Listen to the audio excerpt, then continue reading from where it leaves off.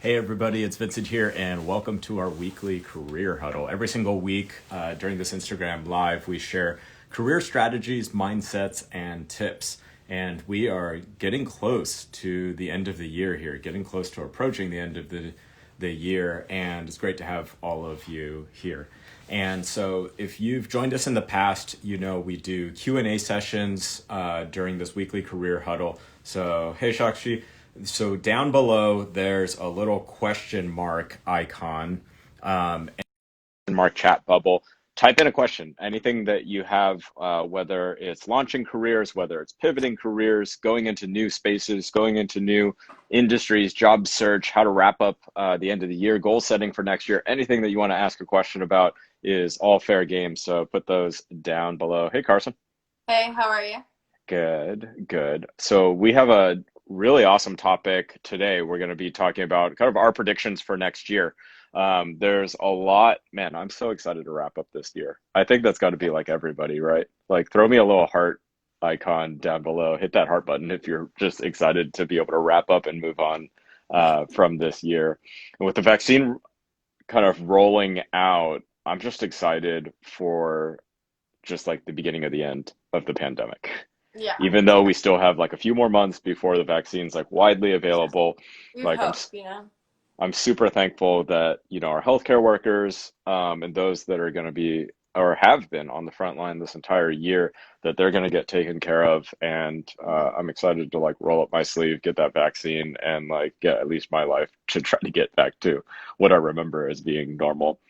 Yeah. So down below, hit that question mark icon if you have any questions about careers, pivoting careers, launching careers, anything that you have down below. I see Gloria's on. Hey, Gloria.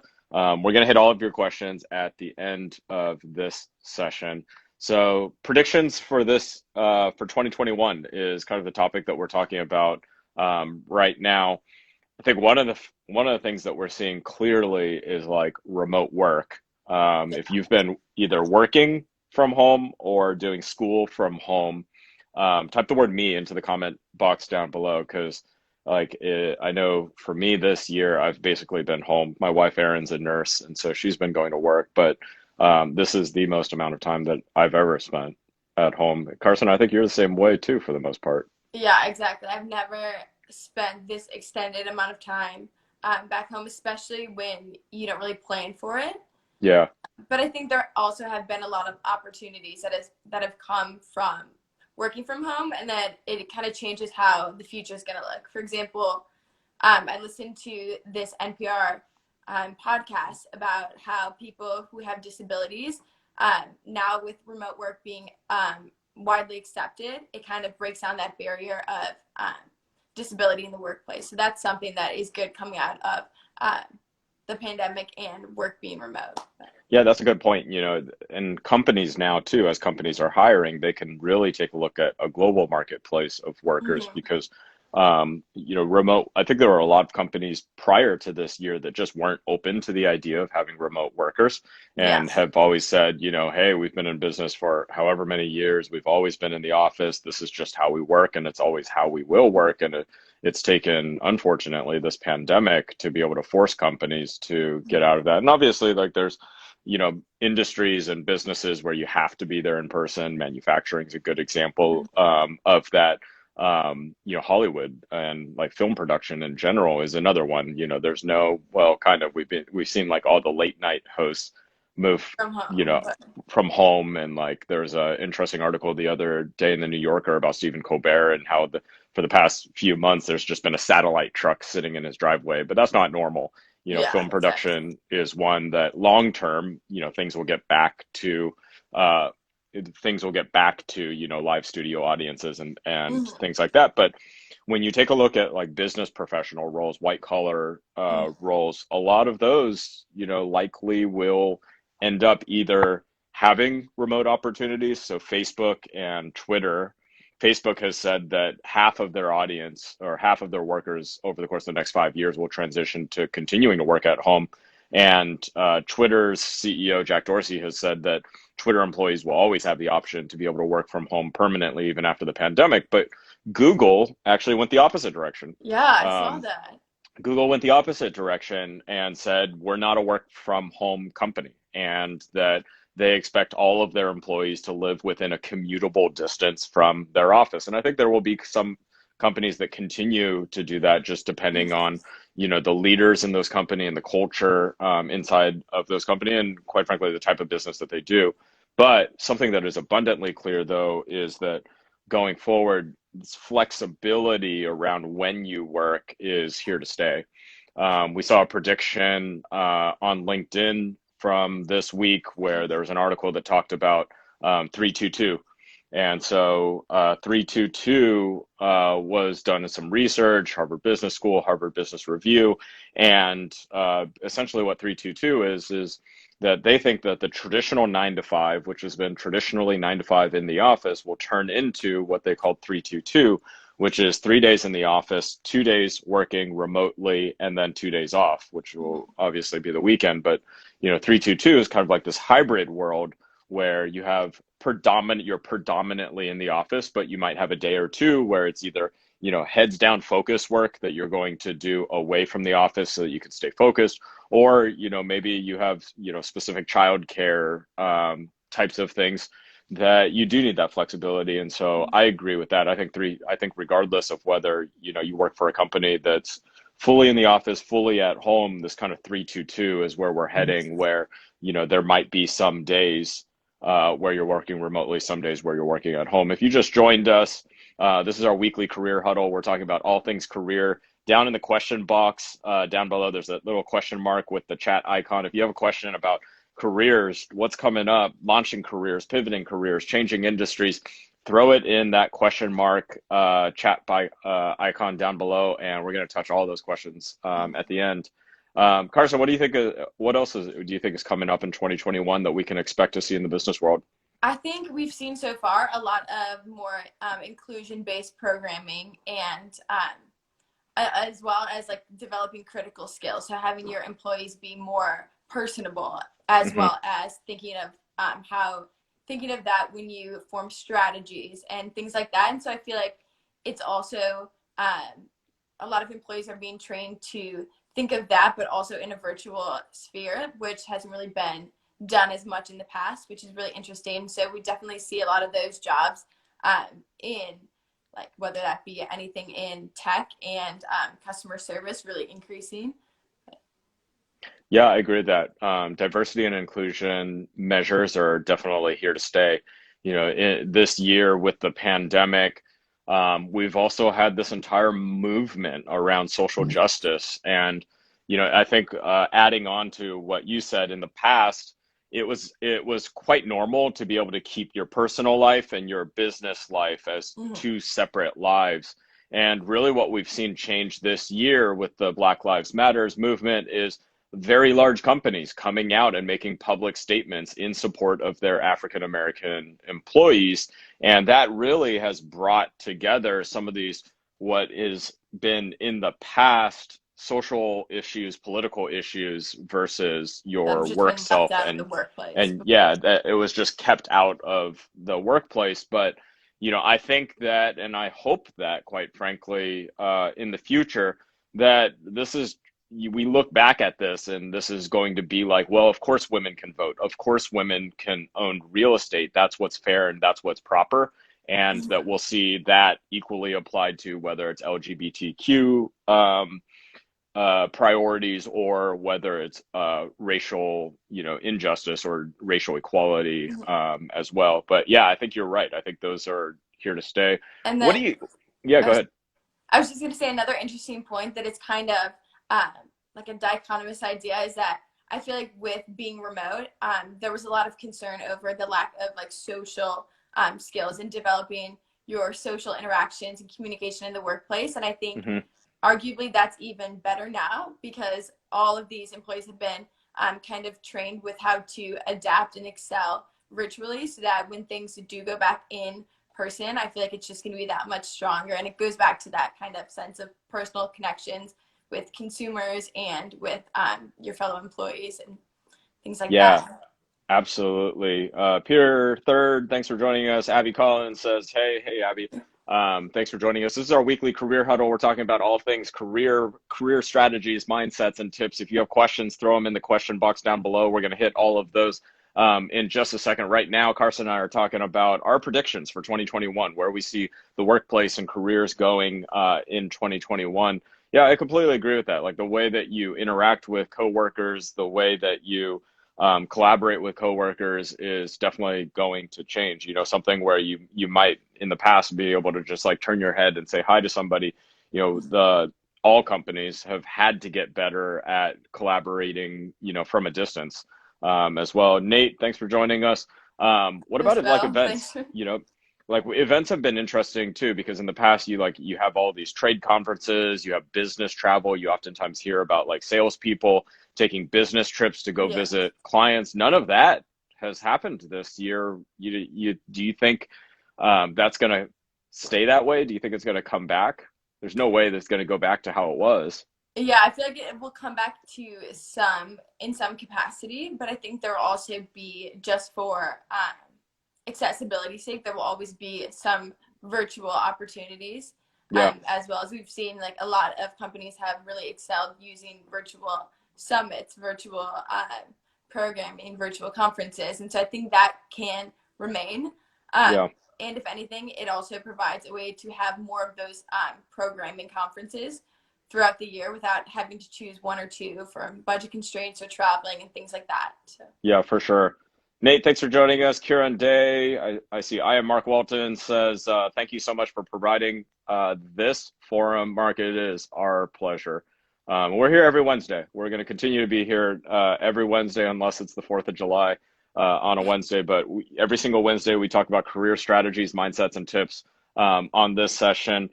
Yeah, the big conferences, I think we're seeing that already, that, companies that used to have a once a year annual conference that was in person. I know I've gone to a lot of these, whether they're in New York or in LA and Las Vegas and, Austin or wherever Yeah. they were, I think they're going to increase the frequency from a once a year conference to maybe once a year in person, but they might add two other remote touch bases that, along the way. And I think Mm-hmm. companies have now had to get very, very good at virtual events and virtual conferences. I don't know that Burning Man is going to stay virtual. I think that one is very clearly going to go back to an in-person event in the future. But, some of these business conferences where you've had, keynote speakers speaking online, you've seen this year a lot of those same people be able to broadcast Mm-hmm. from home. I think live streaming will be a bigger part of the future.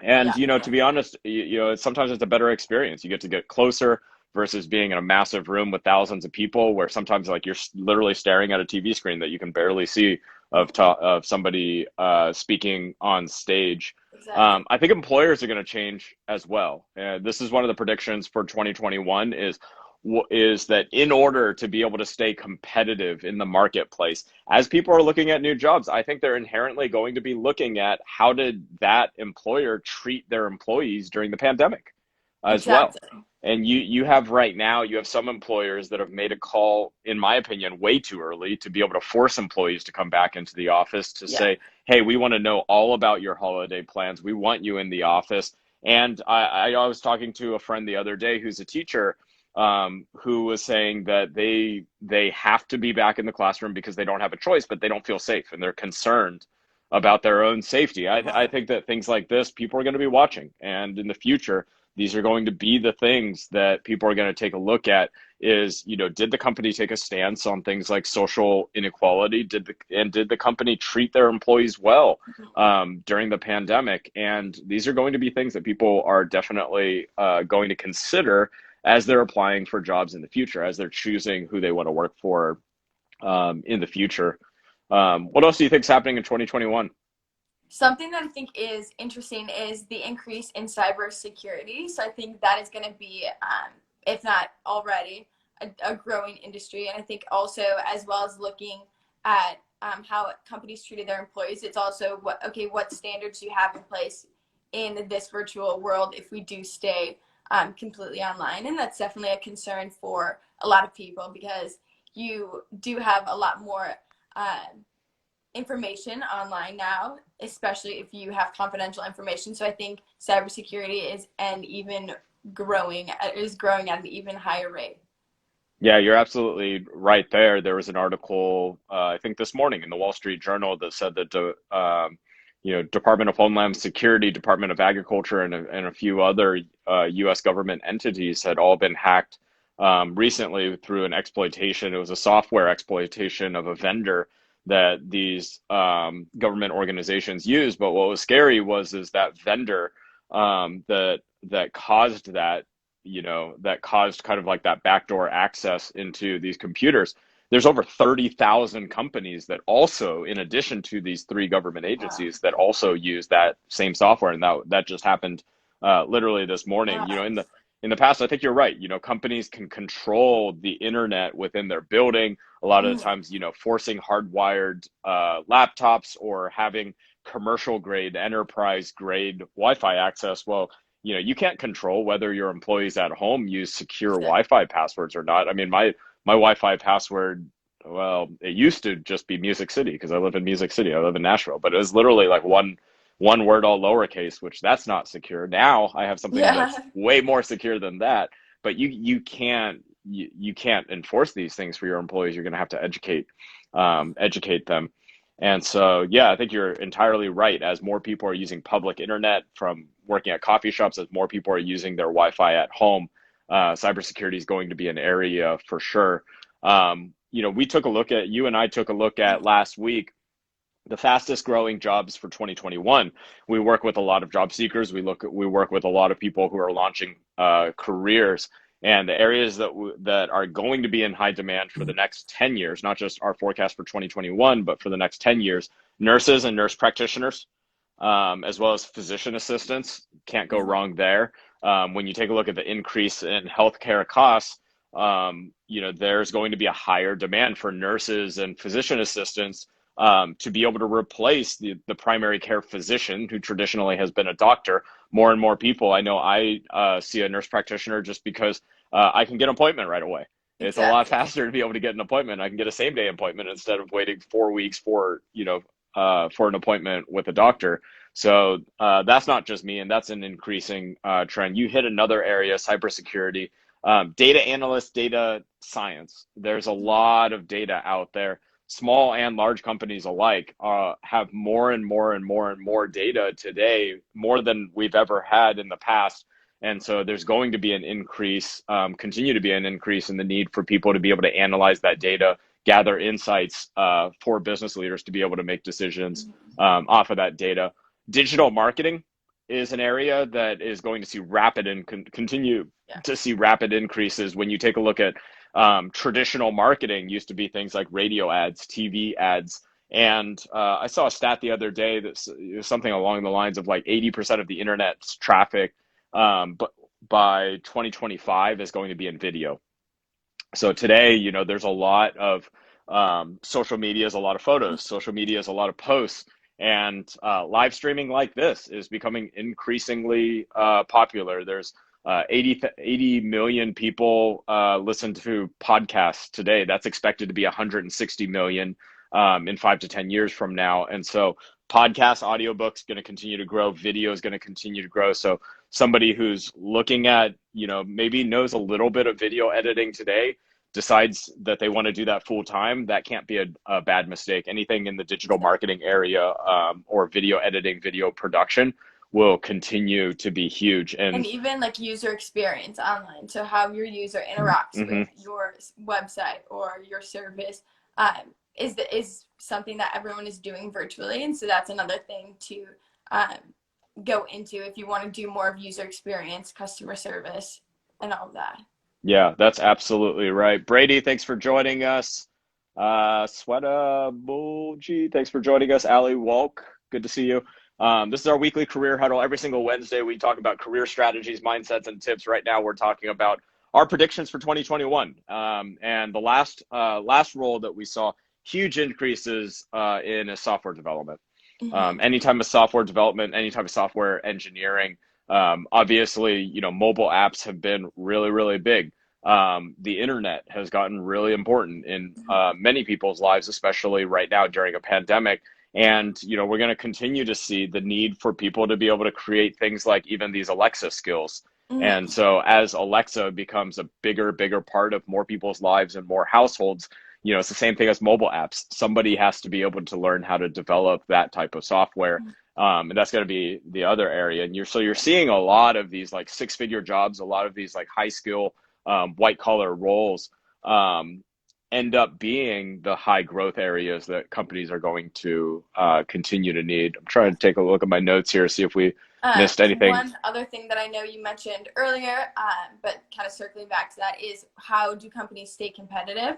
And I think a lot of that also has to do with your ability to adapt and switch over. So Yeah. the other day, I was going through interview questions with one of our interns, and we were talking about how you adapt in certain situations. Hmm. And it really got me thinking about how the companies that have grown and become successful in the pandemic are the ones who could adapt to virtual, who could adapt to food delivery services are a great example, Yeah. restaurants and things like that. And so I think it's kind of, you're seeing the change, as well as these companies are also looking for employees who can help them adapt and help them change and grow with the current times. Yeah, which is so important then to be able to understand like some of these macro level trends that we've been talking about. Because, I mean, if you're going to invest in upskilling, if you're going to invest in learning a new skill, you want to make sure that that skill that you're learning so that you can apply it to your career ends up being, to your point, one of these things that are in high demand. Nora, thanks for joining us. Good to see you on here on our weekly career huddle. Kind of last thing we didn't touch on is the rise of the contingent workforce. And so traditionally in the workplace, in the marketplace, you have two different types of workers. You have workers who are full-time employees, and you have workers that are classified or categorized as contingent workers. Now, some people, when you talk about contingent workers, automatically think of like the gig economy. The gig economy being things like Yeah. your food delivery driver, your taxi, Uber driver apps.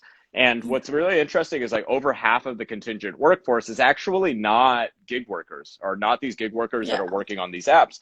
Are they're actually contract workers and consultants that are working for companies. I Exactly. know at one point my mom was working as a contingent worker for Google. So she was working in a job that was supporting Google, but she wasn't a full-time Google employee. She was doing like some translation stuff between English and Vietnamese, but she worked for a contractor that had a contract with Google. And you're going to see and continue to see that A continue lot. to grow as well, with contingent workforce, especially in areas including like digital marketing as an example, Exactly. where sometimes it makes sense to be able to hire a contractor who's an expert in that particular area. I think about even like Vyten.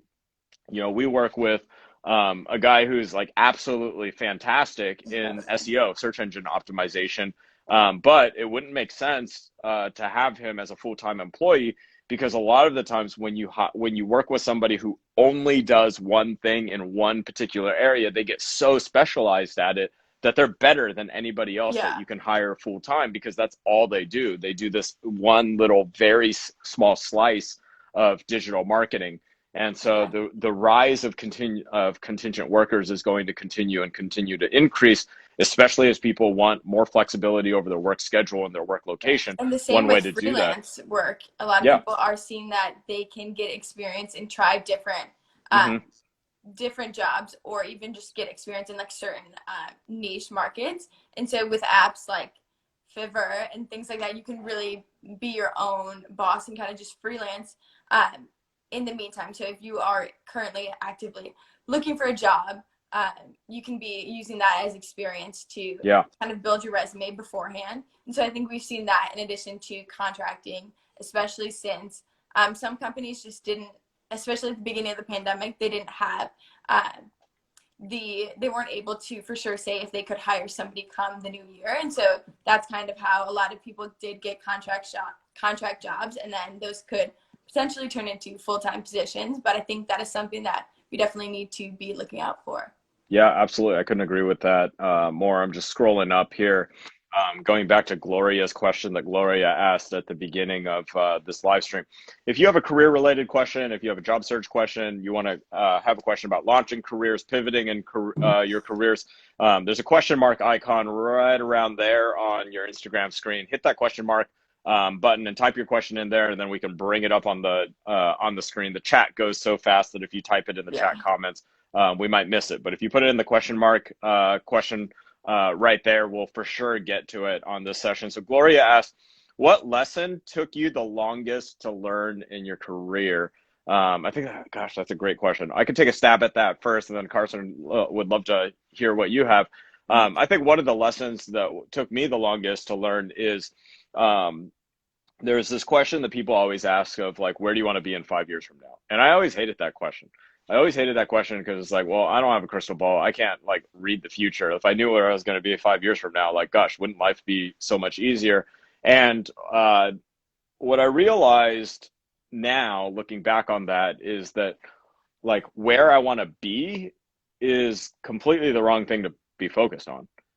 What I'm going to be doing is way more better, way better. Way more better doesn't make any sense. Way better to focus on. And I think a lot of people that make that mistake and they say like, you know, I want to be a marketer, or I want to be rich, or I want to be living near the beach. I want to be, you know, managing a big team. But you like what you want to be is different than what you do. And what you do is you know, I want to be doing something that helps other people. I want to be doing something that makes the environment a better place. I want to be doing something that's serving others. I want to be doing something where I can teach something to others or share something to others. I want to be doing something where I'm making the people around me happier, or I want to make them laugh. Like what you're doing is what gives you passion and purpose in life. And, you know, that's the whole point of Vyten. At Vyten, our entire mission is to help business professionals achieve a fulfilling career. So, you know, what do I want to be doing? Well, the job title is really irrelevant there, but what I want to be doing is I want to be helping people achieve a fulfilling career so that they can get the pay and purpose that they deserve in their life. And so I think a lot of people, when you have that like stereotypical question of like, where do you want to be in 5 years from now? They shouldn't be focused there. They're focused in the wrong place. What you should be focused on is what you want to be doing instead. Because that ends up being more important than that specific job title or that specific office or that specific company that you're going to be at. And the truth of the matter is your job title doesn't define you. It doesn't define who you are as a person. It doesn't define your worth. What, you know, your last job interview doesn't define you, doesn't define your worth. You know, that's just something that you're temporarily doing. But what you're going to be doing, what gives you passion in life, that's you. And that's here to stay. And so, Gloria, great question. What lesson took you the longest to learn? That's one of my biggest takeaways, and you know, took me over a decade to be able to realize. Carson, curious what things. Yeah. So first, kind of to touch point on yours, I remember when we first were introduced in one of the first meetings that we had. You had asked me like what I'm passionate about. What do you want in a job? And I was like, maybe I want to go into this. I might want to try this. I've done this in the past. And you were like, okay, but what are you looking for? Like, do you want to help people? Do you want to, how do you want to define yourself? And I think that's something I had never been asked before. And also that gave me the idea of, okay, you can actually be picky in looking for those certain characteristics. And so I think that is something that everyone needs to take in account when you're looking for your future job. How, like, what satisfies you? And then asking that in a job interview, like, do you think people are like, what percent of people do you think are happy in their jobs coming to work every day at this office? And that's how you'll really understand the true values of that. So that's something that I also have learned.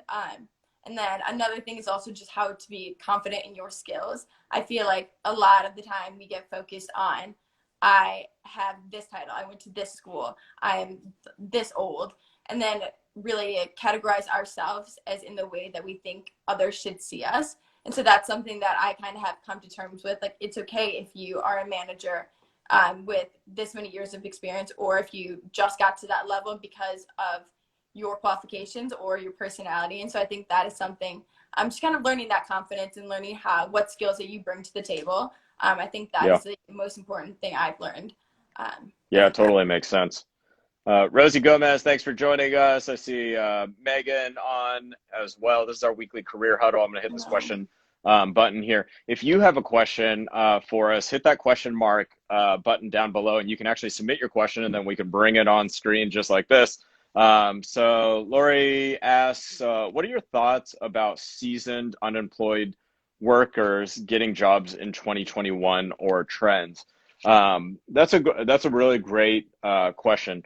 I think there's a few things that we see here is that the vaccine is a very clear symbol of the beginning of the end of the pandemic. Now, granted, it's going to take time. It's going to take time for everybody to be able to get to a vaccine for what, the scientists, what the experts are saying is herd immunity. I've seen scientists say anywhere between 70 and 80% of the population either needs to have antibodies or a vaccine. This is something to keep an eye on, is that the job market will continue to evolve. Now, just because the jobs are coming back and the job market is starting to recover, we have seen that slow down over the holiday season.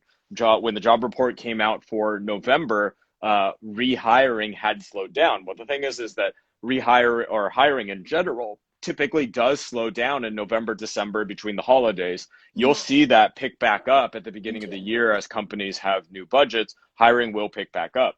But it doesn't mean that in all areas where companies were hiring in the past, they'll be hiring in the future. We kind of talked about that a little bit at the top of this live stream, where we talked about areas like events.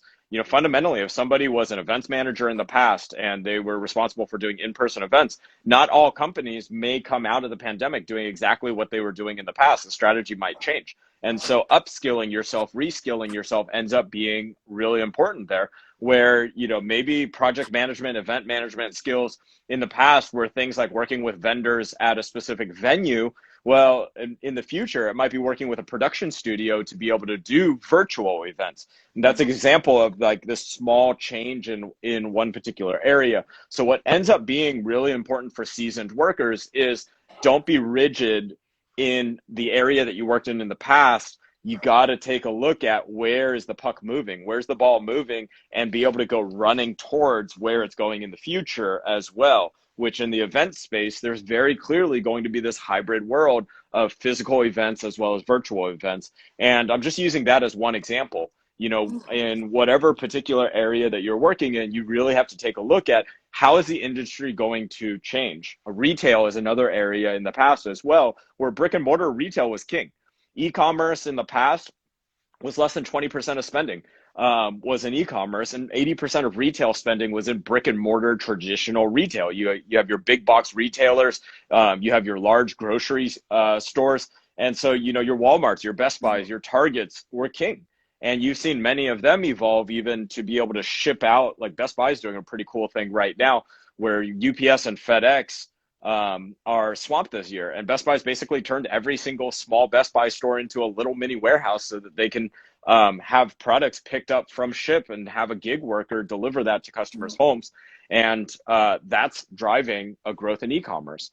And so if you were working in the retail industry prior to the pandemic, coming back into the retail industry post-pandemic, you better be looking at how e-commerce is going to change that.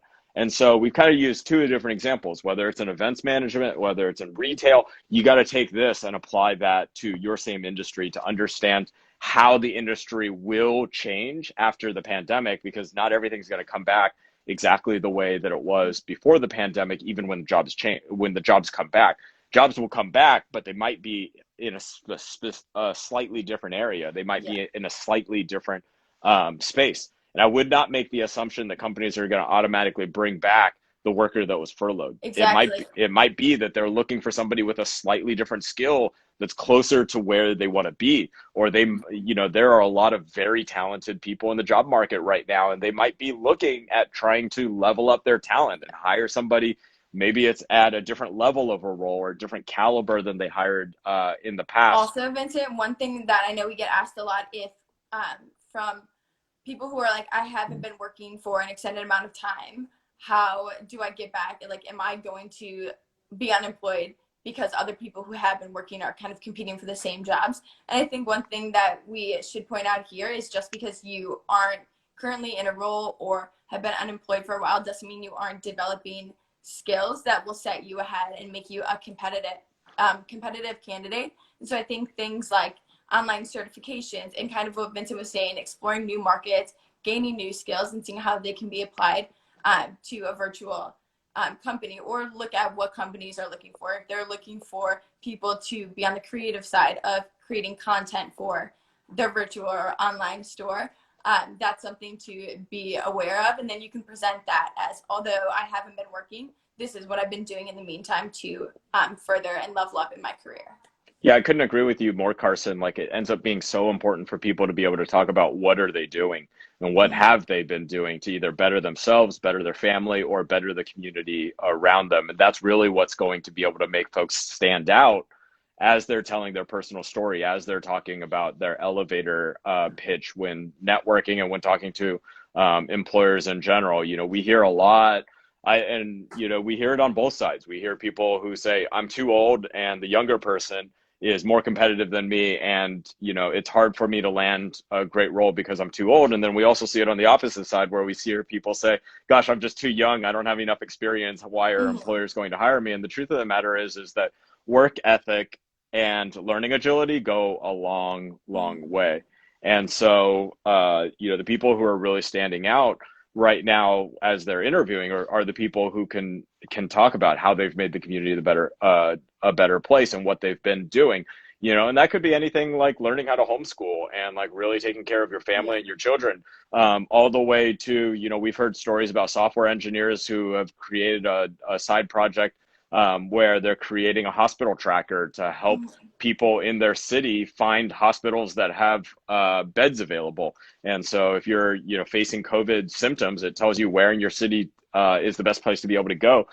I can't think of a better story for somebody to talk about, where it takes their skills, it takes their experiences, and pushes it all together, and it shows an employer how somebody is passionate Exactly. about doing Or for something. example, we've even had some of our interns reach out to nonprofits and offer to create a website for them and Yeah, things like that. So absolutely. that's something that you can bring into an interview, not only showing that this is a value you provide to the community, but this is also a skill that you've demonstrated throughout the pandemic, even if you weren't working in a current position.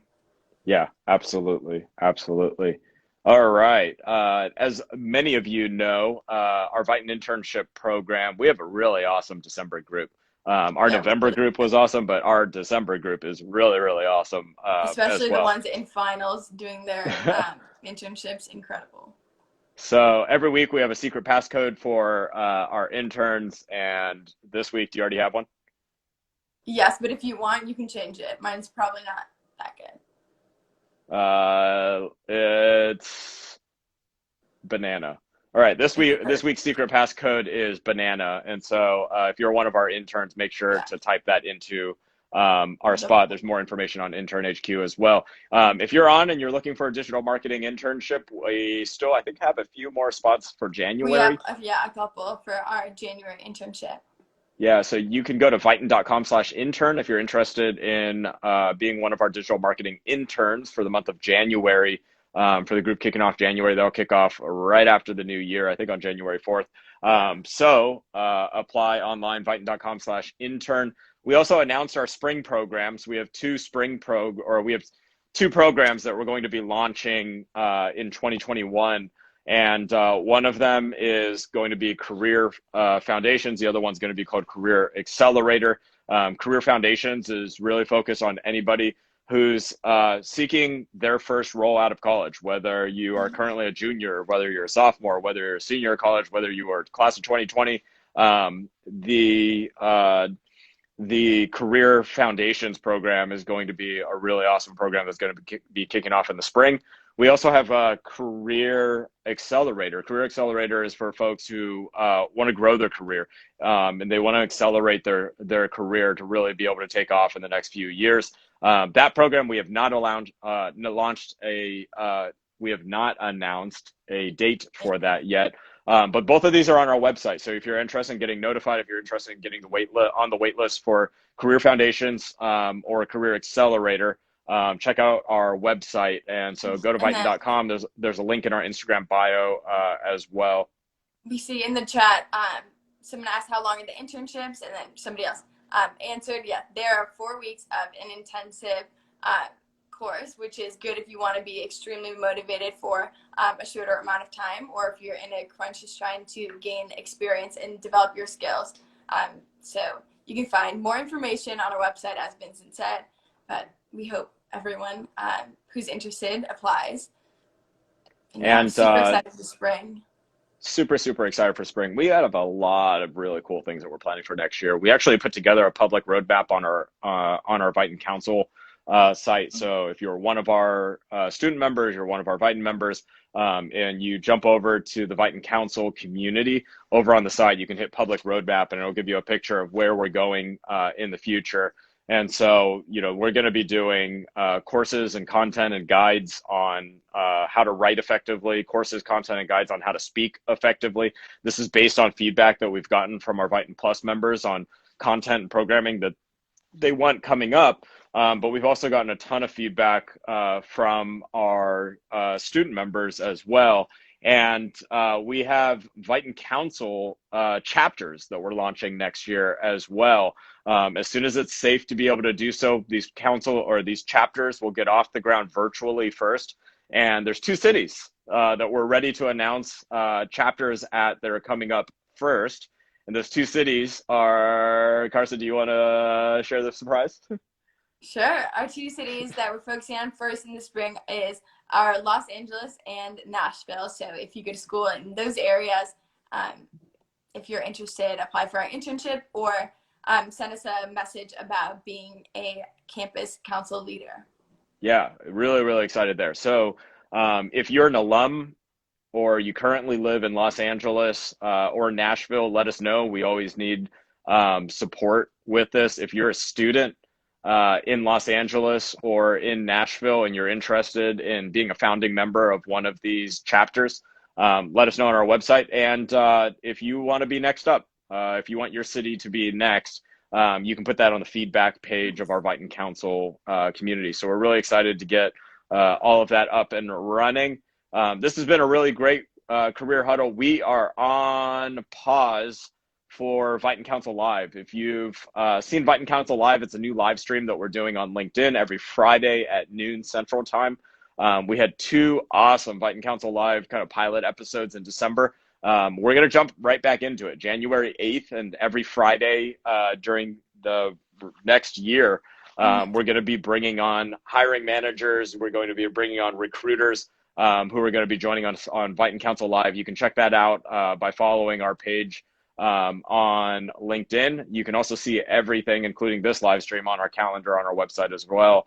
That's vyten.com/calendar, or there's a link in our Instagram bio. All right, banana is the secret code word of the day, and we'll see you all next time. Take care.